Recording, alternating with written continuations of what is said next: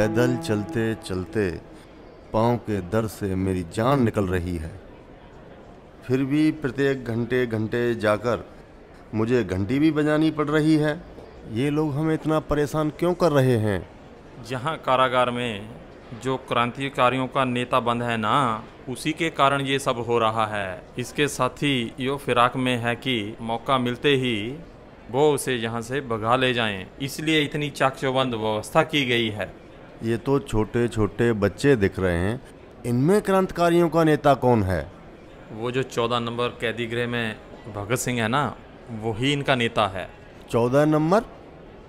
14 number तो फांसी वालों के लिए है। क्या उसे फांसी लगाने वाले हैं? हाँ, इन्होंने विधानसभा में बम फेंका है, एक जवान मारा है, एक साहब को भी मारा है, साथ ही साथ लूटपाट भी किया है। अगर इन जैसे लोगों को फांसी पे नहीं लटकाएंगे तो क्या गोदी में बैठा के प्यार करेंगे? क्रांतिकारी तो बदमाश हैं ही और साथ ही साथ लूटपाट भी करते हैं। पर ये भगत सिंह कैसा दिखता है? भयंकर दिखता है क्या? क्या मैं उसे कभी तो देखा हूँ? नहीं, उसे एकांत में रखा गया है, उससे मिलना संभव नहीं। वह लंबा एवं पतला सा है और केवल अंग्रेजी पुस्तकें ही पढ़ता रहता है। और वो जो हमारे जेलर साहब है ना, जो इतने कठोर हैं, वो भी उनसे बहुत प्यार से पेश आते हैं। पता नहीं कौन सा जादू चला दिया है। क्या वो अंग्रेजी पुस्तकें पढ़ता है? अंग्रेजी पुस्तकें पढ़ने वाला क्रांतिकारी कैसे हो सकता है? अंग्रेजी पुस्तकें पढ़ के अंग्रेज को ही मारता है। कुछ समझ में नहीं आ रहा। बच्चन, जैसे हमारे घर के बच्चे गलती करने के बाद पढ़ने का नाटक करके हमें बेवकूफ़ बनाते हैं ना, वैसे ही जय भी कर रहा है। ये तो बदमाश हैं ही। अगला सप्ताह मेरा ड्यूटी 14 नंबर कारागार में ही है, देख लूंगा उसे। देख लेना, वो तुम्हें भी गोली मार देंगे।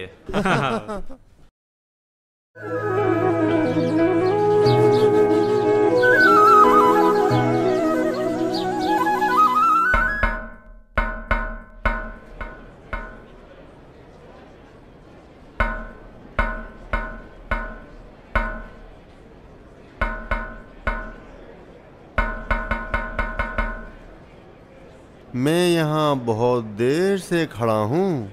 तू अकेला है, इसलिए बात करने आया हूँ। अकेला? मैं तो यहाँ किसी से बातें कर रहा था। हाँ, यहाँ तो कोई दिखाई नहीं दे रहा। इस किताब के माध्यम से इसके लेखक से बातें कर रहा था मैं। तुम तो बहुत होशियार इंसान है, लेकिन मैं तुझसे कुछ पूछना चाहता हूँ। जी, पूछिए। गोला बारूद और हथियार पकड़ने वाले ये हाथ अभी पुस्तक कैसे पकड़ रहे हैं? ये जो आप मेरे हाथ में पुस्तक देख रहे हैं ना, यह दुनिया का सबसे ताकतवर हथियार है। Ideas rule the world. विचार दुनिया को बदल सकते हैं। तुम हमेशा पहेलियां बुझाते रहते हो। सब लोग तुम्हें बुद्धिमान कहकर बुलाते हैं। तुम अंग्रेज जानते हो, अंग्रेजी पुस्तकें पढ़ते हो, पर फिर क्यों अंग्रेजों से नफरत करते हो? अंग्रेज यहाँ विकास करने आए हैं, जैसे कि ट्रेन चलाना, जहाज उड़ाना इत्यादि। वो हमारे देश को आगे ले जाने के लिए आए हैं। ट्रेन चलाना और जहाज उड़ाना विकास नहीं होता। विकास होता है लोगों को उनका अधिकार प्रदान करना, ना कि उनके हक को छीनना। सभी को बराबर हक मिलना चाहिए। अरे, तुम लोगों ने तो ट्रेन में डकैती किया है और निर्दोष लोगों की हत्या भी किया है। फिर भी जनता तुम्हारा इतना सम्मान क्यों कर रहा है? समझ में नहीं आ रहा। लाहौर की हर एक गलियों में तुम्हारा तस्वीरें बट रहे हैं और तुम्हारी फांसी के खिलाफ पूरे देश में प्रदर्शन हो रहा है। लोग मुझे नहीं, मेरे इरादों, विचारों और देशभक्ति को सराहते हैं। करोड़ों देशवासी जो सैकड़ों सालों से गुलाम बने हैं ना, मैं उनकी अंतर ज्वाला हूँ। देशभक्ति? मैं भी देशभक्त हूँ। इतना बड़ा रहस्य, इसे छिपा कर रखना। जलते हुए दीपक को डिब्बे में बंद करके रखने से क्या फायदा? तुम हमारी समस्या नहीं जान पाओगे। देशभक्ति का नाम सुनते ही वो अंग्रेज हमें कहीं का नहीं छोड़ेंगे। एक और समस्या तुम्हें बतलाता हूँ, यहाँ बहुत लोगों को गांधी जी पसंद है। गांधी जी किसको नहीं पसंद, यहाँ तक कि अंग्रेजों को भी गांधी जी बहुत पसंद है। हाँ, वो ऐसा नेता है जिसे सब लोग पसंद करते हैं।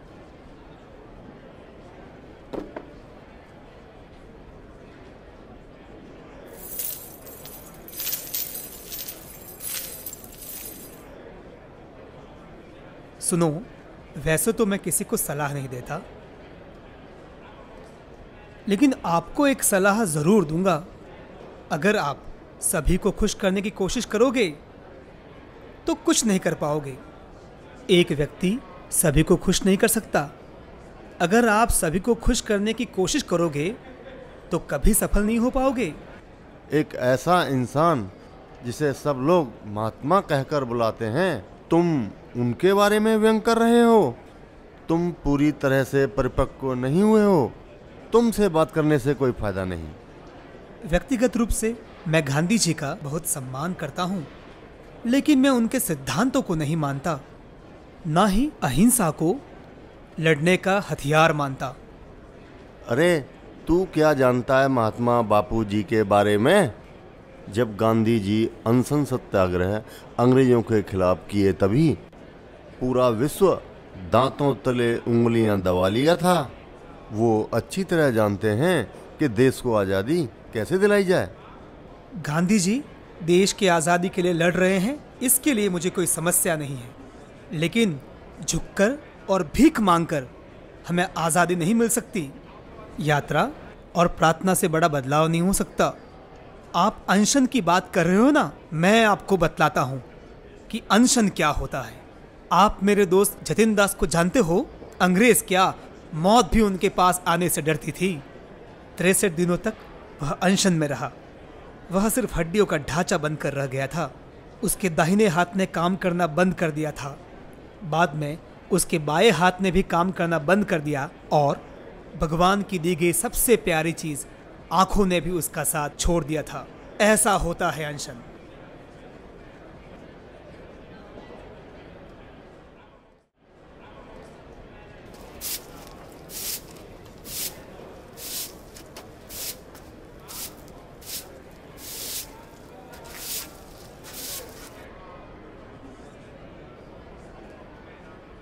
क्यों बाबा, आप तो मुझे देखकर बहुत ही खुश होकर बात करते हो, लेकिन आज बहुत ही दुखी लग रहे हो। घर पर सब ठीक है ना? इस पूरे कारागार में मुझे बाबा बोलने वाले केवल आप ही हो। मैं सुन रहा हूँ कि घर वालों के साथ आखिरी मुलाकात तिथि तय हो गई है। क्या ये बात सच है? हाँ, मेरे घर वालों के साथ मेरी आखिरी मुलाकात की तिथि 3 मार्च को तय की गई है। मैं ना आपको एक सच बतलाता हूँ, मैं अपनी फांसी के दिन का बड़े ही बेसब्री से इंतजार कर रहा हूँ। इस छोटे से कमरे के अंदर मैं अपने दोनों हाथ भी ठीक से फैला नहीं पा रहा हूँ। मैं सोचता हूँ कि अगर मर जाऊंगा तो आज़ाद हो जाऊंगा, और यह सोचकर मैं बहुत संतुष्ट हूँ कि मेरी मृत्यु से आज़ादी की एक लहर संपूर्ण देश में आग की तरह फैल जाएगी। जेलर साहब ने बतलाया जो आज़ादी के लिए लड़ने वाले सत्याग्रही हैं उन्हें जल्द ही कारागार से रिहा किया जाएगा। मैं खुदा से दुआ करता हूँ कि आपको भी रिहा किया जाए। 23 साल भी कोई मरने की उम्र होती है भला?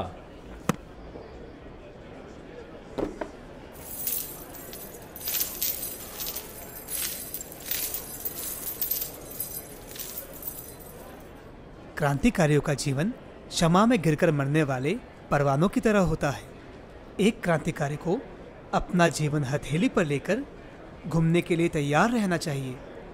जब भी कोई क्रांतिकारी हमारे संगठन में शामिल होना चाहता है ना, तो मेरा मित्र आज़ाद उसे यही सलाह देता कि क्रांति दल में आने के बजाय सीधे सीधे कांग्रेस पार्टी में जाकर गांधी जी के बताए हुए सत्य और अहिंसा के मार्ग को चुनो। उसमें अगर आपको सत्याग्रह करते हुए जेल भी हो गई तो ज़्यादा से ज़्यादा 6 महीनों की होगी, लेकिन अगर क्रांतिकारी दल में पकड़े गए तो फांसी तक के लिए तैयार रहना होगा। बाबा, मैंने ये सब कुछ जानते हुए भी इसी मार्ग को चुना है। मैं आपको सलाह देने के काबिल नहीं हूँ। ये जिंदगी है न, सफ़ेद झूठ है, और ये जो मृत्यु है न, यही कड़वा सत्य है। इस कड़वा सत्य को मैं पचा नहीं पा रहा हूँ। बाबा, मेरा आपसे एक अनुरोध है, क्या आप उसे पूरा करेंगे? मेरे से जो होने वाला होगा वो मैं ज़रूर करूँगा।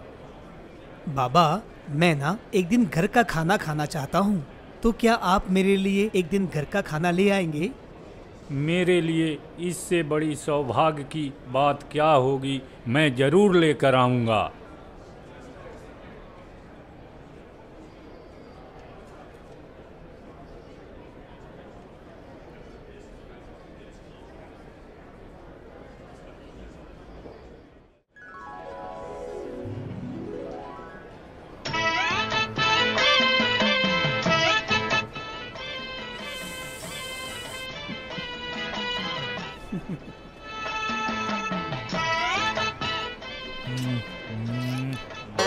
पंडित जी, यह क्या है?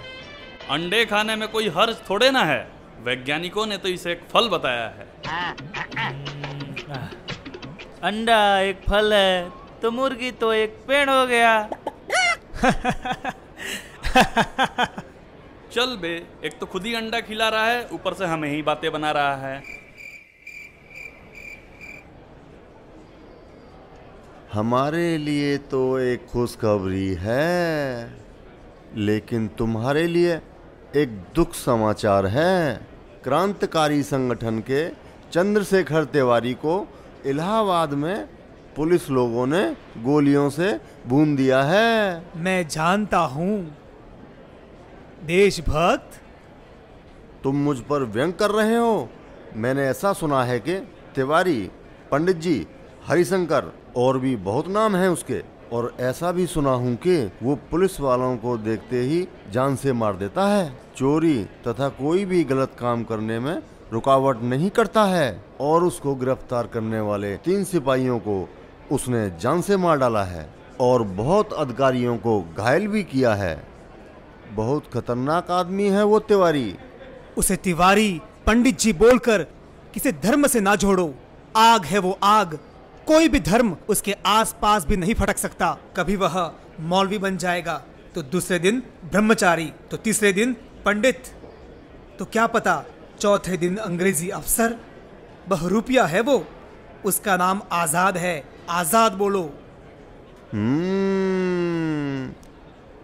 पहली बार तुम्हारे चेहरे पर इतना गुस्सा देख रहा हूँ। एक ऐसा इंसान जो पैसों के लिए चोरी तथा हत्या करता है, तू उसके बारे में इतना गुस्सा कर रहे हो? आजाद को एक न एक दिन पूरा देश जान जाएगा, और वो जर, झोरू, जमीन और जायदाद के पीछे भागने वालों में से नहीं है। किशोर अवस्था में वह देश की आज़ादी के लिए कोड़े खा सकता है। अरे, एक व्यक्ति तो मरने के बाद भी अपनी संपूर्ण आशाएं त्याग नहीं पाता। उन्होंने तो जीते जी ही अपनी संपूर्ण आशाएं त्याग कर काशी के मशहूर मणिकर्णिका घाट पर जलते हुए लाशों के बीच अपना श्राद्ध कर्म करके देश के लिए संन्यास ले लिया है।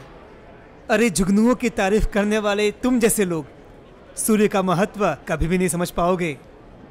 तुम बहुत बोलते हो और क्रांतिकारियों के बारे में बड़ी बड़ी डीकें हाँक रहे हो। मैं भी इस कारागार में 20 साल से नौकरी कर रहा हूँ।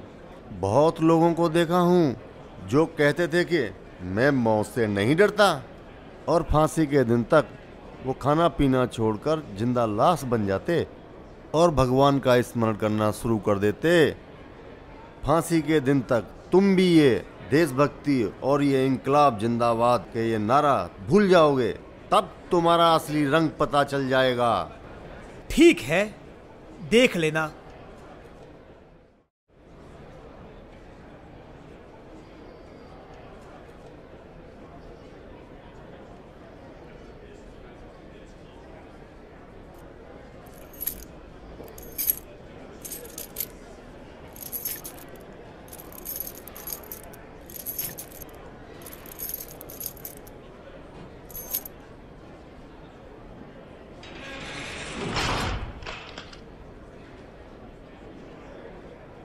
मैंने अभी तो पुस्तक पढ़ना शुरू ही किया था।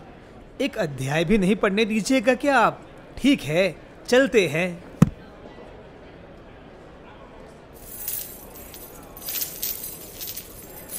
मैंने हजारों लोगों को देखा, लेकिन मृत्यु के समय में भी आप जैसे निर्भीक इंसान को पहली बार देख रहा हूँ।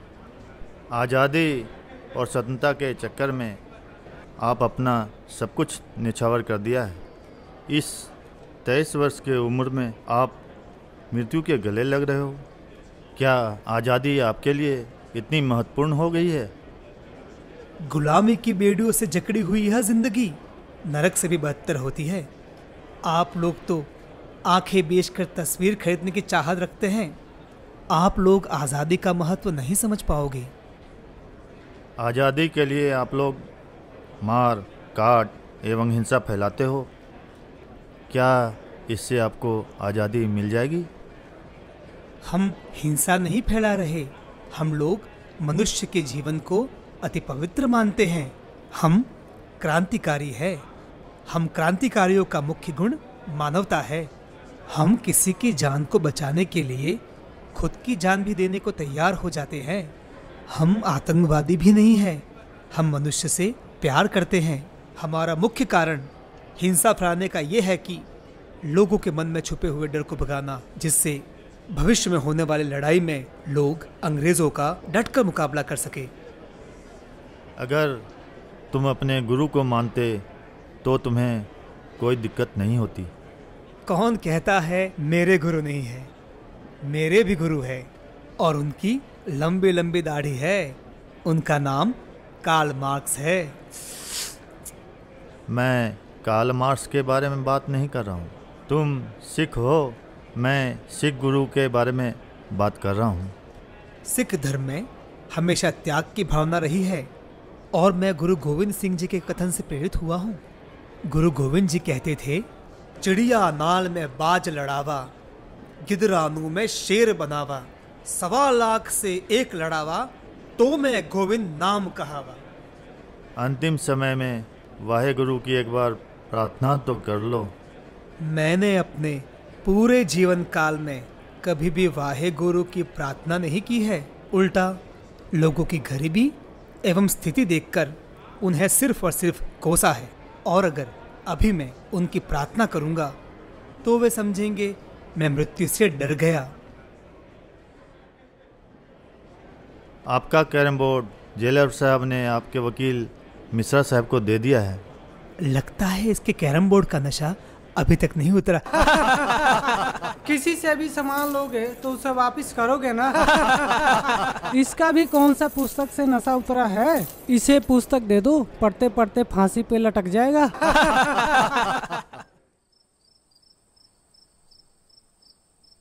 बहुत लोगों को देखा हूँ जो कहते थे कि मैं मौत से नहीं डरता, और फांसी के दिन तक वो खाना पीना छोड़कर जिंदा लाश बन जाते और भगवान का स्मरण करना शुरू कर देते। शाम को नहला दिया इन लोगों ने। शाम को नहाने से सर्दी तो नहीं पकड़ लेगी ना? तभी तो मैंने अपने सर पे पानी नहीं डाला। हम सब अपनी शादी में जा रहे हैं। शादी में बिना नहाए थोड़ी जाते हैं। आप तीनों मौत के दरवाजे पर खड़े हैं, फिर भी इतनी हंसी मजाक कर रहे हैं। यहाँ तक कि जो फांसी के लिए आता है उनका तो डर के मारे वजन ही कम हो जाता है, लेकिन आप लोग का वजन तो बढ़ते ही जा रहा है। मुझे आप लोग को देखकर यह समझ नहीं आ रहा कि मैं हंसूं या फिर रोऊं। इन्हें लेकर आओ। आप लोग आइए। पहले तू, फिर तुम, अब आप बन गए हम। मेरा रंग दे बसंती चोला, मेरा रंग दे बसंती चोला। बहुत लोगों को देखा हूँ जो कहते थे कि मैं मौत से नहीं डरता, और फांसी के दिन तक वो खाना पीना छोड़कर जिंदा लाश बन जाते और भगवान का स्मरण करना शुरू कर देते। बसंती चोला, मेरा रंग दे बसंती चोला, मेरा रंग दे बसंती चोला, आए रंग दे बसंती चोला।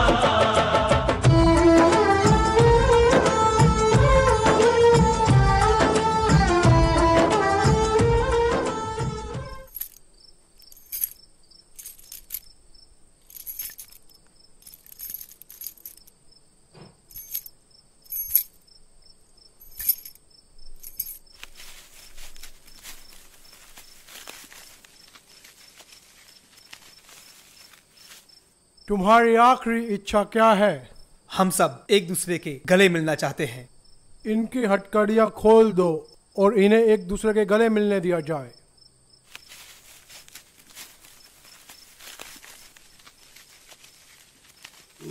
है मेरी जमी अफसोस नहीं जो तेरे लिए 100 दर्द सहे, महफूज रहे तेरी आन सदा चाहे जान मेरी ये रहे ना रहे। तुम लोगों की फांसी कल सुबह लगने वाली थी पर आज शाम को ही लगेगी।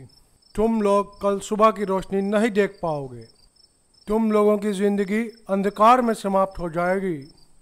रोशनी हम नहीं देख पाएंगे तो क्या हुआ, हमारे देशवासी जरूर देखेंगे और तुम लोग भी एक दिन इस रात के अंधेरे में हमारे देश को छोड़कर भाग जाओगे। इंकलाब जिंदाबाद, इंकलाब जिंदाबाद, इंकलाब जिंदाबाद। फांसी के दिन तक तुम भी ये देशभक्ति और ये इंकलाब जिंदाबाद के ये नारा भूल जाओगे, तब तुम्हारा असली रंग पता चल जाएगा। Hang them! है मेरी जमी अफसोस नहीं जो तेरे लिए 100 दर्द सहे, महफूज रहे तेरी आन सदा चाहे जान मेरी ये रहे ना रहे।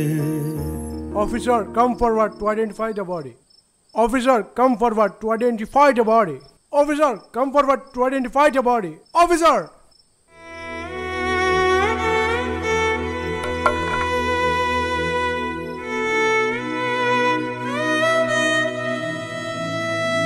Why are you saluting them? Why are you saluting them? Why are you saluting?